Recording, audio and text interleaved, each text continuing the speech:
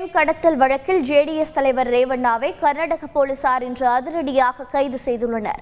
மேலும் பாலியல் புகாரில் சிக்கிய அவரது மகன் பிரஜ்வல் ரேவண்ணாவையும் கைது செய்ய போலீசார் திட்டமிட்டுள்ளனர். தேசிய அளவில் இன்றைய முக்கிய நிகழ்வுகள் குறித்து செய்தியாளர்கள் பாரதி ராஜா, ரமேஷ்குமார் வழங்கிய தகவல்கள் இவை. நாடு முழுவதும் இதுவரை 190 தொகுதிகளுக்கு 2 கட்டங்களாக நாடாளுமன்ற தேர்தல் நடந்து முடிந்துள்ள நிலையில் கர்நாடகா, குஜராத் உள்ளிட்ட 12 மாநிலங்களில் உள்ள 94 தொகுதிகளுக்கு வரும் 7ஆம் தேதி 3ஆம் கட்ட தேர்தல் நடைபெற உள்ளது. இந்த தொகுதிகளில் நாளையுடன் பிரச்சாரம் ஓயும் நிலையில் அரசியல் கட்சிகள் இன்று தீவிர பிரச்சாரத்தில் ஈடுபட்டுள்ளன. ஜார்க்கண்ட் மாநிலம் பாலமு தொகுதியில் நடைபெற்ற பாஜக பொதுக்கூட்டத்தில் பேசிய பிரதமர் மோடி, தான் ஏழ்மையில் வாழ்ந்ததால் ஏழையின் வாழ்க்கை எவ்வளவு சிரமம் என்பது தனக்கு தெரியும் என்றார்.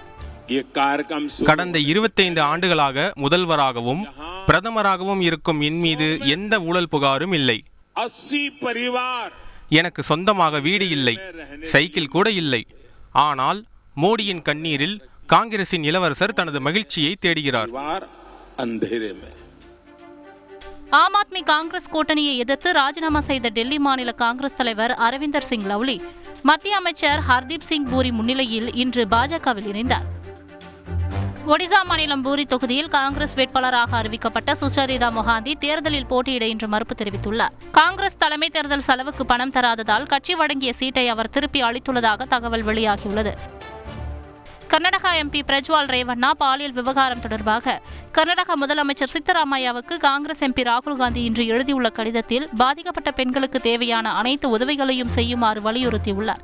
இந்நிலையில் பெண் கடத்தல் வழக்கில் பிரஜ்வாலின் தந்தை ரேவண்ணாவை கர்நாடக போலீசார் இன்று அதிரடியாக கைது செய்தனர். செய்தியாளர் பாரதி ராஜா வழங்கும் கூடுதல் தகவல்.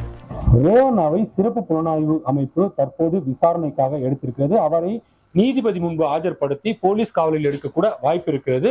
இது ஒரு புறம் அப்படின்னா, மற்றொரு புறம் வெளிநாட்டில் இருக்கும் பிரஜ்வல் ரேவண்ணா எங்கிருக்கிறார் என்பதை துல்லியமாக அறிந்து கொள்ள ப்ளூ கார்னர் நோட்டீஸை வழங்க வேண்டும் என மத்திய அரசுக்கு கர்நாடக தலைமைச் செயலாளர் இமெயில் மூலமா கடிதம் அனுப்பியிருக்கிறார். அந்த கடிதத்தின்படி ப்ளூ கார்னர் நோட்டீஸ் அறிவிக்கப்பட்டால் அந்த இடத்திற்கு சென்று இந்த SIT பிரஜ்வல் ரேவண்ணாவை கைது செய்யக்கூட வாய்ப்பு இருக்கிறது. கல்பனா, செய்திகளை உடனுக்குடன் தெரிந்து கொள்ள உடனே சப்ஸ்கிரைப் பண்ணுங்க.